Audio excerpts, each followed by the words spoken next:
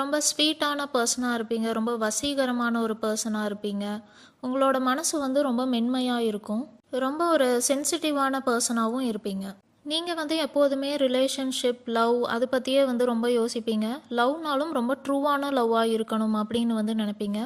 அதே மாதிரி மெட்டீரியலிஸ்டிக்கான திங்ஸ் மேலேயும் உங்களுக்கு விருப்பம் வந்து இருக்கும். சந்தோஷம், அழகான விஷயங்கள், நம்ம என்ஜாய் பண்ணணும், நல்ல லக்ஸூரியாக ஆடம்பரமான ஒரு வாழ்க்கை வாழணும், இந்த மாதிரியான எண்ணங்கள் எல்லாம் உங்களுக்கு இருக்கும்.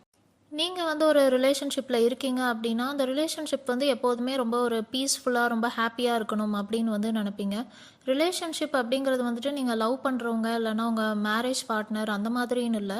அம்மா கூட இருக்கலாம், அப்பா கூட இருக்கலாம், இல்லை உங்கள் பிரதர் கூட, சிஸ்டர் கூட, ஃப்ரெண்ட்ஸ் கூட, இந்த மாதிரி நீங்கள் யார்கிட்டலாம் பழகுறீங்களோ அவங்க எல்லார் கூடயுமே உங்களுக்கு இருக்கிற ரிலேஷன்ஷிப் வந்து ரொம்ப ஸ்மூத்தாக ஹாப்பியாக இருக்கணும் அப்படின்னு நினைப்பீங்க.